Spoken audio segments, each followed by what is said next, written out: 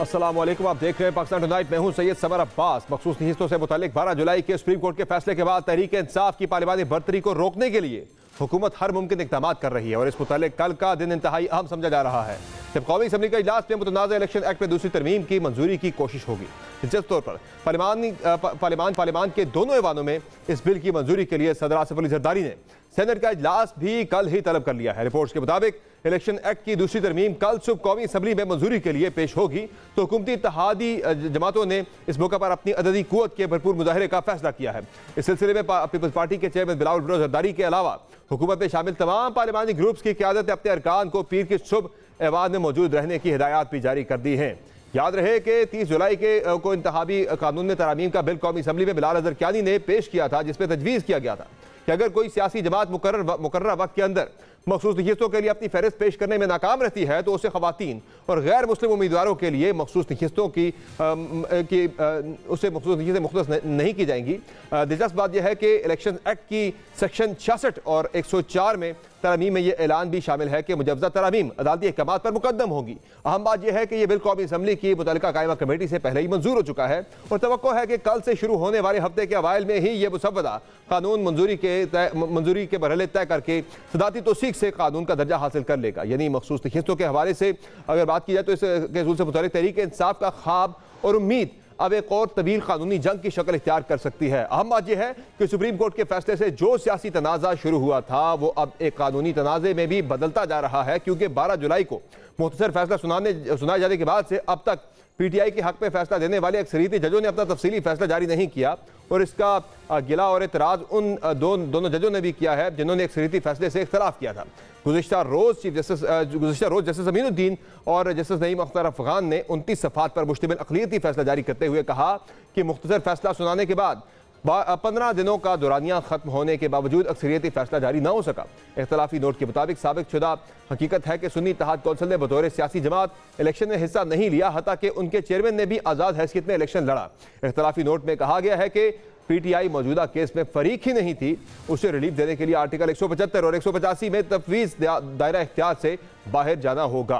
PTI को relief देने के लिए आइन के आर्टिकल 63 और 51 और आर्टिकल 106 को मुअत्तल करना होगा। दोनों जजेस के बकौल किसी अदालती कार्रवाई में यह एतराज़ नहीं उठा के अराकीन ने सुन्नी इत्तेहाद कौंसिल में शमूलियत इख्तियार नहीं की। पीटीआई इलेक्शन कमीशन और ना ही हाई कोर्ट में फरीक थी, जबकि सुप्रीम कोर्ट में फैसला जारी होने तक भी पीटीआई फरीक नहीं थी।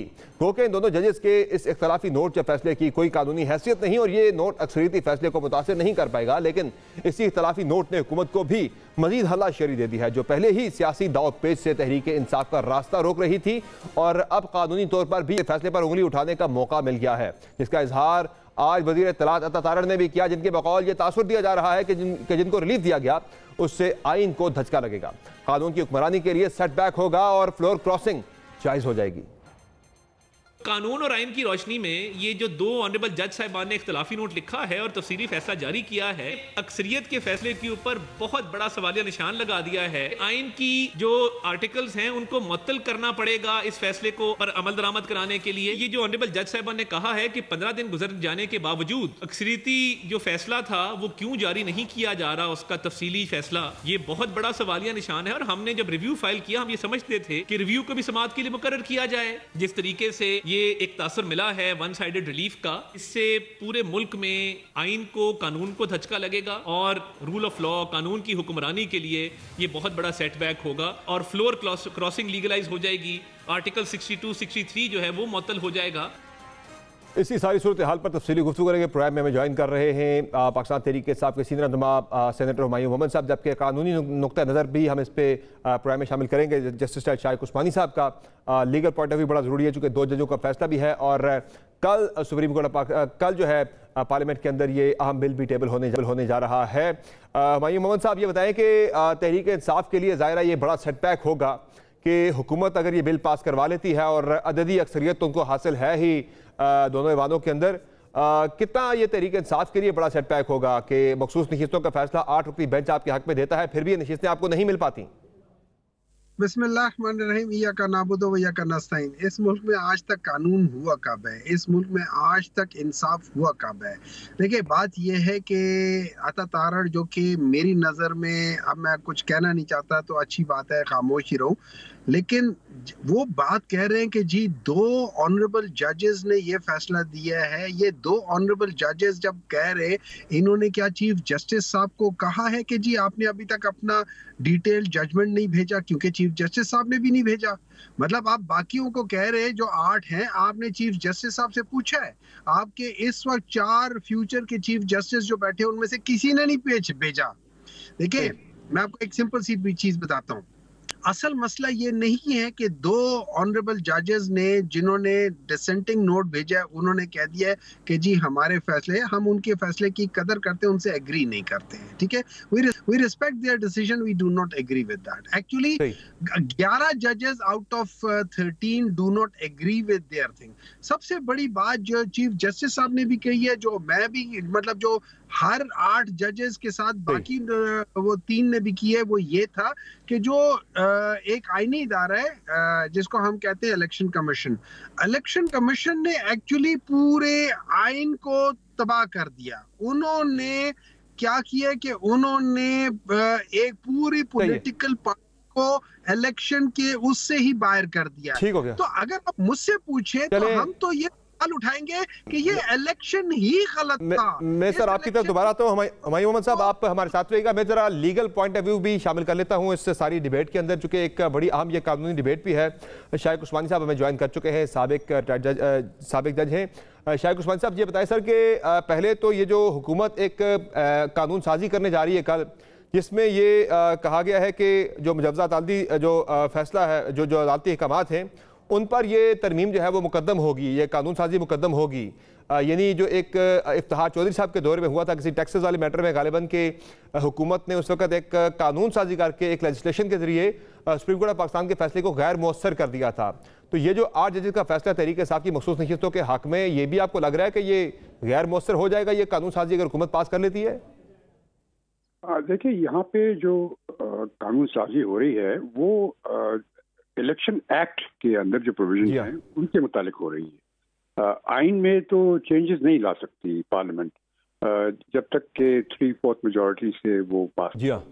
तो ये तो एक्ट के अंदर तो चेंजेस ला सकती है। ये तो अक्सर होता है, जितनी पार्लियामेंट्री डेमोक्रेसीज हैं दुनिया में, उसमें तो ये अक्सर होता है कि कोर्ट एक फैसला कर देती है, और अगर जो हुकूमत होती है वो ये पार्लियामेंट समझती है कि उसमें कोई चीज़ की कमी रह गई तो वो उसमें अमेंडमेंट कर सकती है लॉ में। ये एक नॉर्मल चीज़ है, नथिंग एक्स्ट्राऑर्डिनरी। क्योंकि यहाँ पे लोगों के टेम्पर ज़्यादा हाई हैं, शोर शराबा ज़्यादा होता है, इस वजह से लोग शोर मचाते हैं, वरना ऐसी बातें तो कोई सोचता भी नहीं। बहरहाल, लेकिन उन्होंने जो कानून साजी कर रहे हैं वो इस नज़रिए से कर रहे हैं कि आइंदा प्रॉब्लम्स ना हो। क्योंकि जो जजमेंट आई थी, जो मेजॉरिटी जजमेंट जिसके तहत तो PTI को रिकग्नाइज कर लिया गया एज अ पार्टी, तो इसमें जो चीज़ें उन्होंने कही थी उसमें कई ऐसी चीज़ें हैं जो कि कानून के खिलाफ जाती हैं और आइन के खिलाफ जाती हैं, और वो ये समझते हैं कि अगर इस जजमेंट के इस अमेंडमेंट ना की जाए तो आइंदा और प्रॉब्लम्स होंगे। मसलन एक छोटी सी मिसाल है, एक आर्टिकल 63 जो ए है हमारे कॉन्स्टिट्यूशन का, जिसमें कि पार्टी चेंज करना या एक पार्टी से दूसरी में जाना, तो उससे आपकी सीट खत्म हो जाती है। तो अब ये चीज़ मौजूद है, लेकिन ये जो अभी जजमेंट आई है इसमें उन्होंने जो सुन्नी इत्तेहाद काउंसिल की जो मेंबरान हैं, जो कि उन सुन्नी इत्तेहाद काउंसिल के में इलेक्ट हुए थे, और चूंकि इंडिपेंडेंट वो नहीं इंडिपेंडेंट थे, इस वास्ते उन्होंने ज्वाइन किया था। वो PTI की थी, ये 41 आदमी जो थे। तो अब इसको ये जो अगर ऐसा इस चीज़ को मान लिया जाए तो आर्टिकल 63 की नफी होती है, तो उसको अमेंडमेंट करने की जरूरत मौजूद थी, और उन्होंने वो कर रहे हैं उसको, और मेरे ख्याल में वो पास करवा लेंगे, जो उनकी मेजॉरिटी तो है अभी फिलहाल इस वक्त। दूसरी बात जो थी वो ये कि डिक्लेरेशन जो मखसूस नशिस्तों की डिक्लेरेशन जो है वो PTI ने पहले नहीं भेजी थी, लेकिन मेरे ख्याल में शायद भेजी थी इन्होंने या नहीं भेजी थी, ये कोई बड़ा मुझे याद नहीं, लेकिन बस सूरत ये भी उनमें है कि जो वो बहुत ज़रूरी है कि वो भेजी जाए, वो तो अपनी जगह पर है। तो ये सब चीजें ठीक है। उसमें सर जो हुकूमत कानून साजी कर रही है वो रेट्रोस्पेक्टिव जो है वो कर रही है कानून साजी के 8 फरवरी से ऑनवर्ड उसका इतलाक होगा, तो मौसर बामाजी कानून साजी क्या हो सकती है सर? नहीं, प्रोस्पेक्टिव भी हो सकती है, यकीनन हो सकती है। जो पार्लियामेंट को राइट होता है कि वो रेट्रोस्पेक्टिव इफेक्ट से कानून साजी कर सकती है, अगर खास तौर से वो अपने जो अमेंडमेंट करती है उसमें लिख दे कि ये इसका असर जो है वो रेट्रोस्पेक्टिव होगा, अगर लिख दे तो कर सकती है, इट्स पॉसिबल। और सर कल जो 2 जजेस की माइनॉरिटी जजमेंट आई है, जस्टिस अमीनुद्दीन साहब की और नईम अफगान साहब की, वो भी ये कह रहे हैं कि ये अगर 8 जजों के फैसले को मान लिया जाए दुरुस्त, तो फिर तो ये आर्टिकल 63 है जो है, फिर उसके भी जो है ये अगर ये नहीं कि उस पर अमल दरामद हो जाता तो ये 63 की खिलाफ वर्जी होगी, फ्लोर क्रॉसिंग हो जाएगी। और दूसरा उन्होंने तो जो अपने जो उन्होंने इस पर जो उनके लॉ पॉइंट्स थे उससे ज़्यादा अपनी डिटेल जजमेंट में लगी रहा, बजाय कि वो 8 जजों के फैसले को ज़्यादा ज़रा निगेट किया है, ज़्यादा उसको उन्होंने जो है वो टारगेट किया है। क्या कहेंगे ये 2 जजेस के माइनॉरिटी जजमेंट के वाले से है तो ये चले इसका असर नहीं होता, माइनॉरिटी जजमेंट है, लेकिन हुकूमत इससे काफ़ी कुछ जो है वो हासिल करने की कोशिश कर रही है। देखिए अभी फिलहाल जो है हमारे सामने 3 जजमेंट्स हैं। एक जजमेंट जो कि 8 जजेस ने दी थी और जिसकी बेसिस पर ये सब आज हो रहा है, चेंजेस हो रहे हैं, और एक जजमेंट काजी फाजीसा साहब जिस बेंच के हेड थे उन्होंने जजमेंट दी थी, और एक जजमेंट अब आई है, कल आई है, 2 जजेस की। अब ये लेकिन इसमें से सिर्फ जो 8 जजेस की जजमेंट थी जिसकी बेसिस पर चेंजेस हो रहे हैं, उन्होंने अभी तक डिटेल्ड जजमेंट नहीं दी। बाकी लोगों ने तो दे दी, फाजिल साहब ने भी दे दी थी जजमेंट, दूसरे ये आज 2 जो है इन्होंने भी आज दे दी, और उन्होंने नहीं दी, 15 दिन कब के गुजर चुके हैं उन्होंने जजमेंट। अब इस माहौल में देखा जाए तो जब अगर इनकी जो पीपल्स पार्टी और PMLN की जो रिव्यू पिटिशंस फाइल हो गई हैं, जब वो जाएंगी हियरिंग के लिए और उसमें ये देखा जाएगा कि वो एक डिटेल्ड जजमेंट तो आई नहीं जिसके लिए रिव्यू के लिए कहा जा रहा है, तो ये सब चीजें जो इन्होंने बयान की हैं ये उनके फेवर में जाएंगी, यानी PML के फेवर में जाएंगी और पीपल्स पार्टी के फेवर में जाएंगी। ठीक है, बहुत शुक्रिया सर आपने ज्वाइन किया प्रोग्राम में।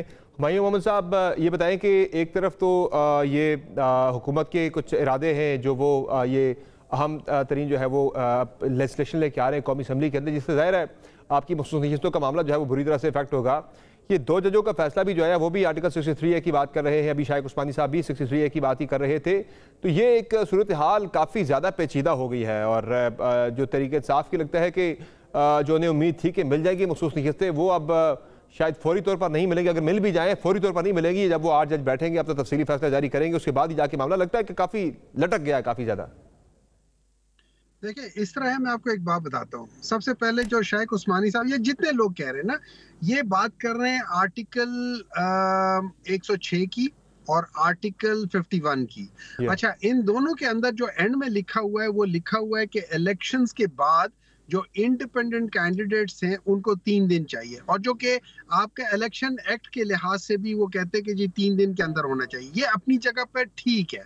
अच्छा, प्रॉब्लम ये है जो लोग ये समझ नहीं रहे, और जो मेरी नजर में जो 8 जजेस ने कहा है, बल्कि 11 जजेस ने कहा है, उन्होंने सबसे पहले वो डिसीजन जिसने पाकिस्तान तहरीक इंसाफ को इलेक्शन के अहल नहीं किया, in other words Pakistan Tehreek Insaf को उन्होंने इलेक्शन से बाहर निकाला। नंबर 2, उन्होंने जो पाकिस्तान तहरीक इंसाफ के जितने भी कैंडिडेट्स थे, चाहे उन्होंने अपने फॉर्म जमा कराए थे नहीं कराए थे, उनको इंडिपेंडेंट करार दिया था।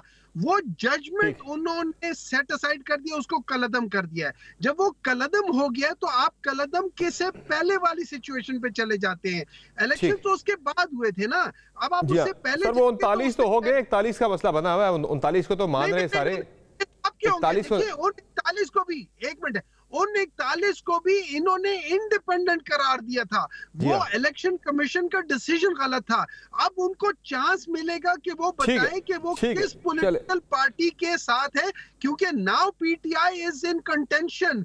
उनके साथ ज्यादती हुई थी, ये उसको ठीक करने के लिए 187 के लिहाज से हो रहा है। और जो 8 जजेस है वो भी सुप्रीम कोर्ट के, उन 8 जजेस में से 3 जो है वो उनमें से 2 तो हैं वो अभी, और नेक्स्ट वाले नेक्स्ट 2 सुप्रीम कोर्ट के चीफ जस्टिस। चले, तो वो बहुत शुक्रिया हुमायूं मोहम्मद साहब आपका, और शाइख उस्मानी साहब आपका आपने ज्वाइन किया। नाज़रीन प्रोग्राम में आगे बढ़ते हैं और बात करते हैं यौम इस्तेसाल मकबूजा कश्मीर की। तकरीबन 5 साल पहले 5 अगस्त 2019 को भारत ने अपनी गाज़बाना सोच को मजीद परवान चढ़ाते हुए मकबूजा कश्मीर को दी जाने वाली खुसूसी हैसियत के कवानीन आर्टिकल 370 और 35 को ख़त्म करके वादी के बदतरीन इस्तेसाल का आगाज़ कर दिया था। और इसी ज़ालिमाना इक़दाम के हवाले से पाकिस्तान हर साल 5 अगस्त को यौम इस्तेसाल मकबूजा कश्मीर मनाता है और इस साल भी ये दिन भरपूर तरीके से मनाने का फैसला किया गया है।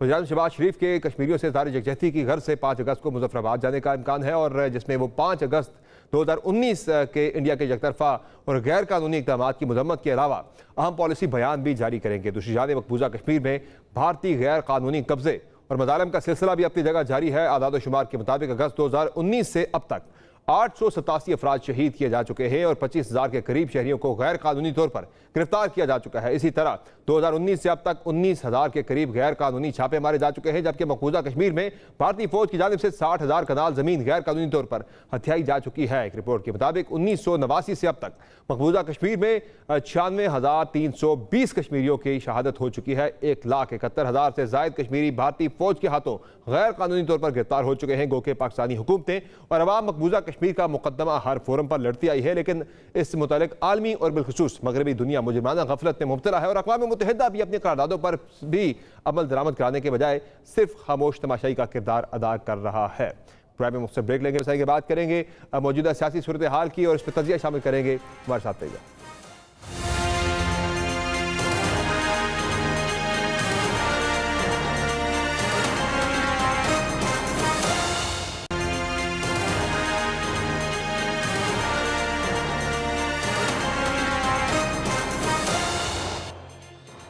वेलकम नाज़रीन। एक तरफ हुकूमत कल अहम तरीन कानून साजी करने जा रही है जिसमें सुप्रीम कोर्ट ऑफ पाकिस्तान के फैसले को गैर मुअस्सर कर दिया जाएगा, जिसमें पाकिस्तान तहरीक इंसाफ को मखसूस नशीयतें देने का हवाले से 8 जजों ने अक्सरियती फैसला दिया था। जबकि दूसरी जानिब अगर देखा जाए तो पाकिस्तान तहरीक इंसाफ कल एक बड़ा जलसा सवाबी के अंदर करने जा रही है।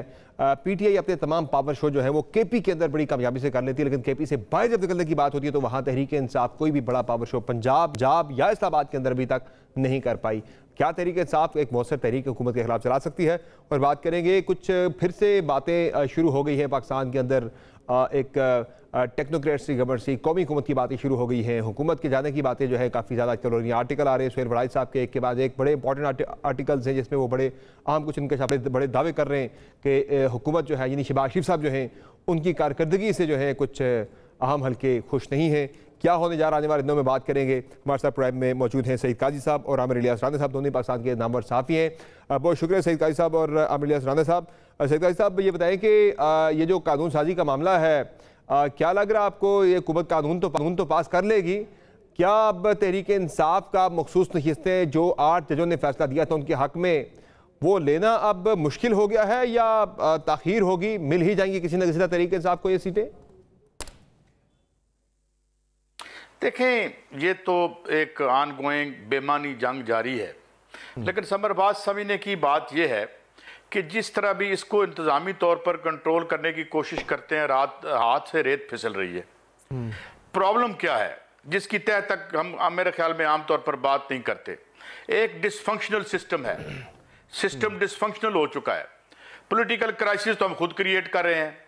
मतलब ये इस मुल्क की जो रूलिंग क्लास है वो अपने मफाद में इस मुल्क की तारीख को मोड़ते मोड़ते इसे खाई के दाने तक ले आई है। ठीक है, अच्छा अब ना इस मुल्क का प्रॉब्लम वो 11-2 का फैसला है, ना इमरान खान इस मुल्क का प्रॉब्लम है, बल्कि ये इनके लिए बायस रहमत है, क्योंकि असल प्रॉब्लम इसके पीछे छुपे रहते हैं। वो है आपकी महंगाई का, आपकी माशी डिसफंक्शनल होने का, आपके खुदा न खास्ता डिफॉल्ट होने का, और बाज़ औक़ात तो इस तरह की बातें खुद हुकूमत के दोस्त साफ़ी कर रहे होते हैं। मैं उस दिन नजम सेठी साहब का बड़ा एहतराम करता हूँ और बड़े माशाल्लाह गहरी रखते हैं नज़र। तो वो कहते हैं अगर इस तरह चलता रहा तो this country will be up for grab. मेरे मुंह में खाक मैं ये बात भी करूं, ये वो लोग हैं जो इस रियासत के हुक्मरानों के करीबी समझे जाते हैं, वो ये बातें कर रहे हैं। तो बात ये है कि सारी मिसप्लेस्ड है, और असल मसला $25 बिलियन इकट्ठे करने हैं, कहां से करोगे? वो असल मसला ये है कि वहां से जवाब हो, चाइना से जवाब हो गया। असल मसला ये है कि हम जो है वो एक बने हुए हैं rolling stone between the West and China, और ये सऊदी अरब, वो पैसे किधर गए सारे? ये इशू है सॉल्व करने के। और बात ये है कि इशू हम सॉल्व किससे करा रहे हैं? जिन्होंने ये इशू पैदा किए हैं। मुझे ये बताएं कि जो जितनी रूलिंग एलीट या जितनी पीटीआई की जितनी फॉलोइंग हो गई है, रोज इसके एक विद्र करते हुए एक पौधा जो विद्र कर रहा था, ये जो 2022 में पीटीआई का पौधा वो हो गया था, मुरझा गया था, रोज उसमें बाल्टियां डाल रहे हैं।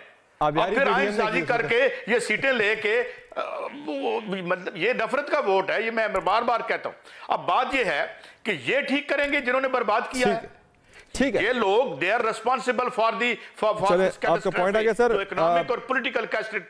ठीक, आपका पॉइंट आ गया सर। आमिर इलियास राना साहब, ये जो एक हुकूमत की सोच है, 2 जजों का कल जो फैसला भी आया, उनका इख्तलाफी नोट, दो वो उसकी अहमियत खास कोई नहीं होती, चूंकि 8 जजों का मेजॉरिटी जजमेंट जो है वो पीटीआई के हक में आ चुकी है। लेकिन हुकूमत, आज अता तारड़ साहब की प्रेस कॉन्फ्रेंस भी देखें तो वो ठीक ठाक इसमें से अपने लिए उन्होंने मवाद हासिल कर लिया है।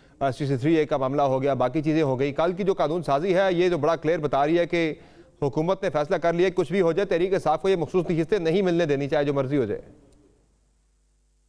देखिए, इशू ये है कि हुकूमत क्या फैसला करती है, और सुप्रीम कोर्ट का फैसला तो अपनी जगह बरकरार रहेगा। जी हाँ, जिस पे मुझे भी एतराज है, किसी और को भी हो सकता है, किसी को हमायत में हो सकता है, कि वहां पे मुकम्मल इंसाफ सिर्फ एक पार्टी को दिया गया है। अब तो 2 जजों ने, जिसको हम कह रहे थे रीराइट किया है आइन को, वो कहते हैं 3 आर्टिकल्स को तो मुअत्तल कर दिया है किस्म का, क्योंकि करना पड़ेगा। वो ये कह रहे हैं जब तफसीली फैसला आएगा, और बियॉन्ड द कॉन्स्टिट्यूशन जाके खेल रहे हैं। तो हम इसके ऊपर तबसरा ही कर सकते हैं ना, क्योंकि माई लॉर्ड्स हैं जो कि सारे के सारे 8 अक्सरियत में बैठे हैं। अब वही लिख रहे हैं जो बात सईद काजी साहब कर रहे थे, उसमें मैं तकरीबन सब चीजों से मुत्तफिक होते हुए उस हिस्से को इमरान खान के साथ भी मिला दें कि अगर वो गमला और पौधा मुरझा रहा था तो वो किस वजह से था कि लोगों को तवक्को थी कि वो जब इक्तदार में आएंगे तो वो जो उस बात को छोड़ दें कि मुराद सईद का हम मजाक उड़ा लेते हैं कि $200 इधर 100 इधर मारेगी, 100 उधर मारेगी। लेकिन किया तो उन्होंने भी कुछ नहीं, कर्जे ही मिलते रहे, वो इनको भी मिलते रहे, पैकेज मिल जाएंगे, वो इमरान खान उसे पैकेज कहते रहते। लेकिन मनासुल कौम तो हम गड़े में जा चुके हैं ना, खाई में मौजूद है इस वक्त। हमें लोग हंसते हैं कि भाई ये आपस में भी ठीक नहीं है, और हमारे पास चले आते हैं जो आप कर्जा कह दें, आप इमदाद कह दें, क्योंकि इमदाद तो अब हमें मिलनी नहीं, कर्जे हमें देते नहीं, और शराइत बड़ी सख्त किस्म की हुई हैं कि अगर आपको पूरी करनी है।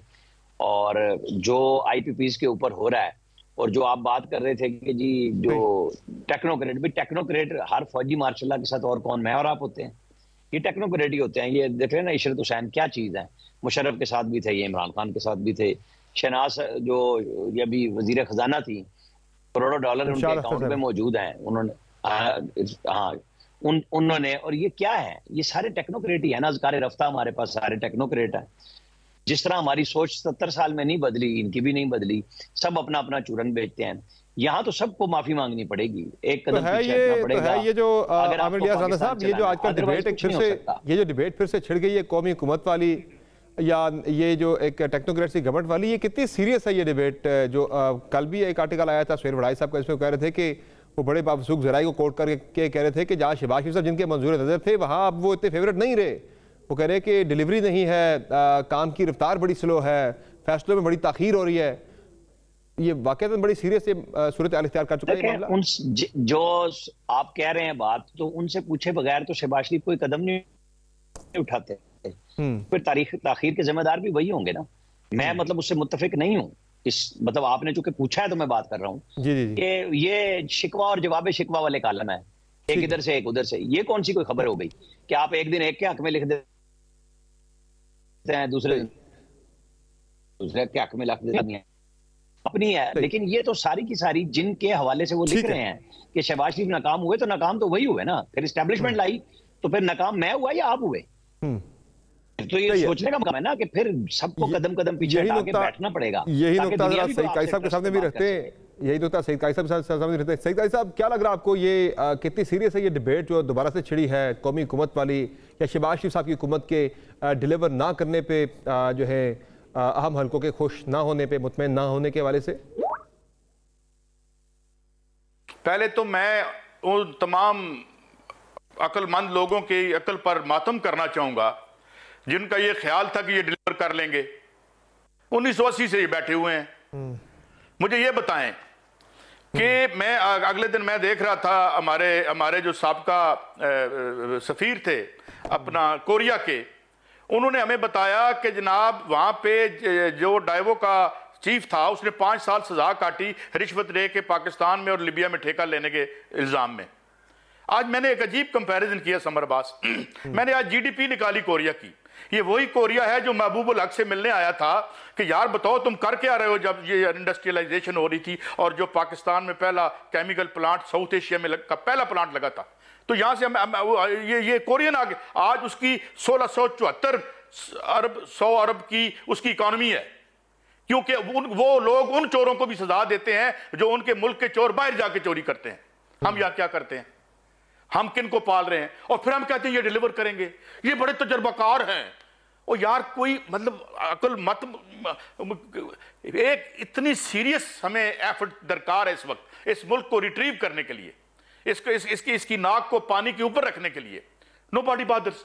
और हमारे वजीर मौसूफ कहते हैं हम सारी दुनिया को पता है कि आईपीपीज में पाकिस्तान की तारीख की सबसे बड़ी डकैती हुई है। Everybody knows Tom Dick and Harry. और मेरे वजीर मौसूफ कहते हैं हम ये वायदे खत्म नहीं करेंगे, क्योंकि मियां शहबाज शरीफ साहब के बेटे के पास भी आईपीपी है, मियां मनशा साहब के पास भी है, जहांगीर तरीन साहब के पास भी है, खुल्म खुला लोग कह रहे हैं कि ये है। और यार ये किस दुनिया में रहते हैं? एक मुल्क की नैया डूब रही है, एक मुल्क की कश्ती डूब रही है, ये अपनी दिहाड़ियां बचाने के चक्कर में। तो ये ठीक करेंगे? अगर आज एस्टैब्लिशमेंट या किसी को ये सोच आ गई है तो ये सोच इनको 2000 इससे पहले नहीं आई थी जब इनको हुकूमत दी गई थी। ये ठीक करेंगे? ये तो ऊपर से मलाई उतारेंगे और भाग जाएंगे। ठीक है आमिर इलियास राना साहब, फिर वे फॉरवर्ड क्या है? मुल्क को निकालना है बहरान से, बड़ी बहरानी कैफियत है। यहाँ तो हुकूमत को निकालने की बातें हो रही है जिनसे उम्मीद थी कि ये मिलके सब मुल्क को बहरान से निकालेंगे। आपको पता है बड़े बड़े दानिश्वर ड्यूटियों पे थे कि इमरान खान आएगा और सब कुछ तब्दील कर देगा और सब कुछ ठीक कर देगा। मैं काजी साहब की गुफ्तगू से आगे बढ़ते हुए बात कर रहा हूँ कि चले वो तो नाकाम हो गए इनके बकौल, उसके ऊपर तो मैं आता हूँ बाद में। लेकिन जिसको लाया गया था बड़े को इख्तिशाम के साथ, उसने क्या किया? उसका गमला खुद सईद काजी साहब ने कहा कि उस पौधे को मुरझा रहा था अप्रैल 22 में, बिल्कुल ठीक है, और तबाही हो चुकी हुई थी। ये सारा कुछ आप कहते रहे कि 80 से आए, लेकिन अगर किसी ने कोई काम किया तो वो नवाज शरीफ ही था। आप उसके ऊपर 100 इल्जाम लगाते रहे। कितने मार्शल्लाह आए मुशर्रफ के, इमरान खान पौने 4 साल बैठे रहे, क्यों नहीं करप्शन निकाल के दे सके? क्या नहीं किया इन्होंने? सब कुछ तो रगड़ा दिया उसको। जब आप 17 में ठीक खड़े हुए थे, मुल्क ठीक हो चुका हुआ था, आप पनामा कामा खेलते खेलते यहाँ ले आए, फिर एक नया तजर्बा किया, उस तजर्बे ने पाकिस्तान को कहाँ पहुंचाया? तो भाई फिर कोई वे फॉरवर्ड ये भी बताओ ना कि लाओगे किसे? फौजी भी आके देख लिए, टेक्नोक्रेट भी देख लिए, तो अपने सियासतदानों के साथ बैठोगे ना, फिर ही रास्ता निकालोगे ना। यहाँ पे आपने सारे चूरन बेच लिए हैं। आप नर्सरियों में पैदा करते रहे, घुमाते रहे, फिराते रहे, आप सब पे इल्जाम लगाते हैं कि चोर और डकैत है, तो फिर किसी ने काम किया? बता देना, कोई हल बता देना। सारी सूरत हाल में बिल्कुल हल बड़ा जरूरी है और इस बहरान से पाकिस्तान को निकालने के हवाले से लगता है कि सबको मिलकर बैठना होगा।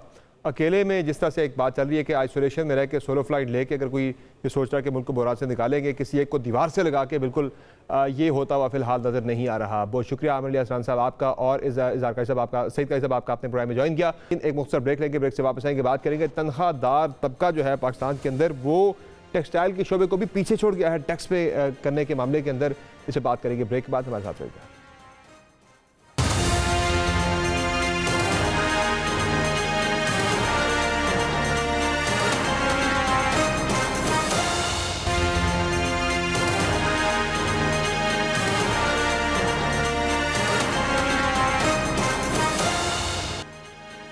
Welcome back. पाकिस्तान में तनख्वाहदार तबके ने टैक्स देने की शरह में तकरीबन 17 अरब डॉलर वाले शोबा टेक्सटाइल को भी पीछे छोड़ दिया है। यानी तनख्वाहदार तबके पर पड़ने वाला टैक्सों का बोझ अब दीगर सनतों की जानिब से दिए जाने वाले टैक्स से भी भारी पड़ रहा है, और जो सनतें टैक्स दे रही हैं वो भी सार्फिन की जेब से लेकर ही दिया जा रहा है। डॉन अखबार के मुताबिक माली साल 2024 में तनख्वाहदार तबका इनकम टैक्स जमा करने में मुल्क का तीसरा बड़ा शराकतदार बन गया है, जो बैंकों और पेट्रोलियम मसनूआत के करीब है, लेकिन टेक्सटाइल बरामद कुनंदगान से आगे है। रिपोर्ट के मुताबिक तनख्वाहदार तबके ने शोबा टेक्सटाइल के 111.23 अरब के मुकाबले में 367.8 अरब रुपए टैक्स अदा किए, जबकि शोबा बैंकिंग ने माली साल 2024 में इनकम टैक्स आमदनी में 946.08 अरब रुपए का इजाफा किया, जो 2023 के 568.68 अरब रुपए के मुकाबले में 66% ज्यादा है। माली साल 2024 में तनख्वाहदार तबके ने इनकम टैक्स आमदनी में 367.8 अरब रुपए का हिस्सा डाला, जो कि 2023 के 263.8 अरब रुपए के मुकाबले में 39.42% ज्यादा है। अहम बात यह है कि यह रकम टेक्सटाइल बरामदकुनंदगान के जमा करदा टैक्स 276.57 अरब रुपए से ज्यादा है, जिन्होंने माली साल 2024 में 16.655 अरब डॉलर मालियत का सामान भी बरामद किया। वफाकी महसूलात में पेट्रोलियम मसनूआत का भी बड़ा हिस्सा होता है, लेकिन यह हिस्सा भी अवाम की जेबों में जमा होकर बड़ा बनता है। चीनी का शोबा, जिसकी ज्यादातर मलकियत सियासी इशराफिया है, जिसने महसूलात में बहुत कम हिस्सा डाला है। रवां साल इस शोबे का कुल महसूलात 30% इजाफे से 135.24 अरब रुपए रही, जो पिछले माली साल में 103.89 अरब थी। ताहम इसका बड़ा हिस्सा भी सार्फिन से सेल्स टैक्स की ज्यादा वसूली को करार दिया जा सकता है। दवाइयों का शोबा भी तरक्की कर रहा है, लेकिन टैक्स वसूली माली साल 2024 में 2.5% के मामूली इजाफे से 100.63 अरब रुपए रही, जो 2023 में 98.15 अरब रुपए थी। ताहम 2024 में इस शोबे से इनकम टैक्स की वसूली 2.5% की कमी से 46.61 अरब रुपए रही, जो पिछले साल 47.81 अरब रुपए थी। यानी अरबों डॉलर्स की दवा साथ सनत मसनूआत बरामद करने और सार्फिन से ज़्यादा कीमतें वसूल करने के बावजूद भी इनकम टैक्स में कम हिस्सा डालती है।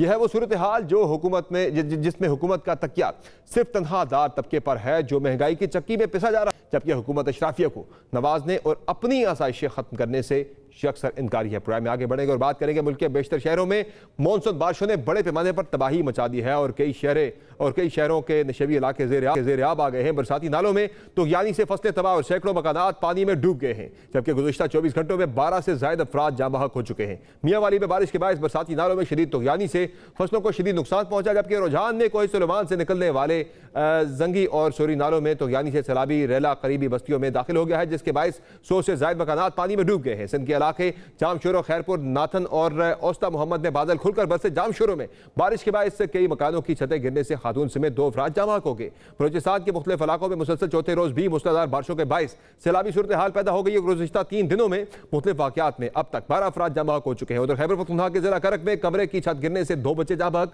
जबकि 2 बच्चों समेत 4 अफराद बरसाती नालों में डूब गए हैं। टांक में बारिश से मकान की छत गिरने से 3 खवातीन जाँ बहक हो गई हैं। NDMA ने मानसून की बारिशों में जानी और माली नुकसान की तफसील जारी कर दी है, जिसके मुताबिक गुज़िश्ता 1 माह में मुख्तलिफ इलाकों में हादसात के बायस 104 अफराद जाँ बहक, 216 जख्मी हो चुके हैं। बात करेंगे, हमारे साथ प्रोग्राम में मौजूद हैं चीफ मेट्रोलॉजिस्ट सरदार सरफराज साहब और हमारे साथ मौजूद हैं PDMA के जो है तर्जुमान खैबर पख्तूनख्वा से जनाब अनवर शहजाद साहब।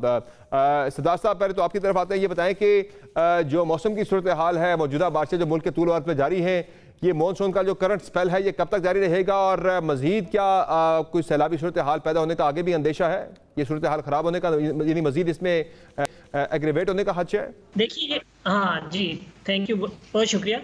देखिए, ये स्पेल जो है 6 या 7 अगस्त तक चलेगा। 6 अगस्त तक साउथ में भी, और इसी तरह से 6 अगस्त की दोपहर, सुबह या कह सकते हैं हम मुल्क के यानी वस्ती हिस्सों में और फिर बालाई हिस्सों में भी, और फिर चंद घंटों का या एक आध दिन के गैप के साथ एक और स्पेल एक तरह से दाखिल हो जाएगा। तो ये समझिए कि अगस्त के मिडल तक ये मतलब पै दर पै और एक के बाद दीगरे स्पेल हैं, 2-3 स्पेल हैं इस तरह के हैवी फॉल्स मुल्क के बेशतर जगहों पर। तो उसके नतीजे में ज़ाहिर है कि जो ऑलरेडी आपने बताया कि शुमाल मशरक़ी बलूचिस्तान के जो अज़ला हैं और इसी तरह से जनूबी पंजाब के जो है कोई सुलेमान के साथ साथ का जो इलाके हैं, वहाँ पर हिल टॉरेंट्स की वजह से अच्छी खासी तुग़यानी आई हुई है।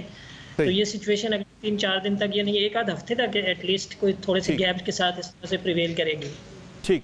अनवर शहजाद साहब, ये बताएं कि खैबर पख्तूनख्वा के अंदर काफ़ी ज़्यादा नुकसान हुए हैं। चित्राल का जो है वो राब्ता कटा हुआ है, बाकी सूबे के साथ कागान का रास्ता कटा हुआ है, कई जगहों पे सैलाबी पानी जो है वो दाखिल हुआ है। कितने लोग बराह रास्त मुतासर हुए हैं मौजूदा सैलाबी सूरत हाल से? ये मसला है पिछले मंथ से जो शुरू हुआ है और जो स्पेल्स गुजरे हैं, इसमें खैबर पख्तूनख्वा के जो बालाई इलाके हैं, जो हज़ारा डिवीज़न है और इसके साथ साथ मालाकंड डिवीज़न है, ये 2 डिवीज़न जो हैं काफ़ी ज़्यादा मुतासिर हुए हैं, क्योंकि इनकी पेशन गोई जो है हम पहले से अपने कंटीजेंसी प्लान में कर चुके थे, क्योंकि ये बहुत ज़्यादा वल्नरेबल इलाके थे। जिस तरह अगर 2022 के सैलाब देखा जाए या उसके बाद जो है अप्रैल में जो बारिशें हुई हैं इस साल, वो देखे जाएँ तो यहाँ पर हज़ारा डिवीज़न और मालाकंड डिवीज़न था वो बहुत ज़्यादा हसास तरीन इलाके थे। तो अभी जो बारिशों का जो सिलसिला शुरू हुआ है, दूसरा जो स्पेल इस अगस्त के महीने में पहला जो स्पेल है, जो 1 अगस्त से लेकर 6 अगस्त तक जो जारी रहेगा, इसमें जो पिछले 24 घंटों के दौरान जो नुकसान हुए हैं, उसमें जानी और माली नुकसान दोनों हुए हैं।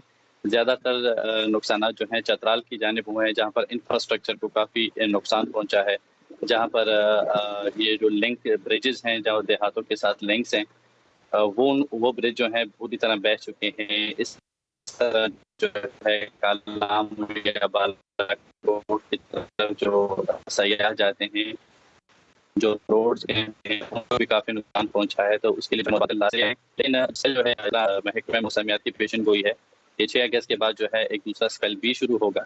तो इसके लिए जो है पहले से हमने तैयारी कर रखी है, क्योंकि कंटीजेंसी प्लान्स बनते हैं, उनके प्लान्स के ऊपर जो है अमल दरामद होते हैं, तो इसी तरह जो नुकसान होते हैं उनको कम से कम करने की कोशिश की जाती है। ठीक, सरदार सरफराज साहब, फाइनली ये बता दें कि ये जो मानसून की हर साल पाकिस्तान के अंदर हम देखते हैं सैलाबी सूरत पैदा होती है, ये मिड अगस्त तक जो है ये थम जाएगा सिलसिला, या जो मानसून का ये कब तक आपको लग रहा है कि ये सीज़न जारी रहेगा? और मानसून के बाद जो पोस्ट मानसून भी एक हल्का सा एक स्पेल आता है पाकिस्तान के अंदर, ये कब तक आपको लग रहा है कि ये बारिशों का सिलसिला जो है ये प्रिवेल कर सकता है? देखिए, थमेगा तो नहीं, क्योंकि अगस्त का पूरा महीना और सितंबर के मिड तक एटलीस्ट मानसून चलता है, आपको पता है। और जुलाई में फॉर्चुनेटली या लकीली कम बारिशें हुई हैं मामूल से, कुछ थोड़ी सी, मतलब ऑल ओवर पाकिस्तान अगर हम एवरेज देखें तो 9-10% मामूल से कम हुई है। लेकिन अगस्त शुरू से जैसे हम प्रेडिक्शन कर रहे थे कि जो latter half of the season होगा, यानी अगस्त और फिर 15 सितंबर तक, ये ज़्यादा, इसमें एवरेजेस ज़्यादा बारिशें हैं। ठीक है, बहुत शुक्रिया सरदार सरफराज साहब आपका और अंदर साहब आपका अपने प्रोग्राम में ज्वाइन किया। आज की शो में इजाज़त दीजिए, अल्लाह हाफ़िज़।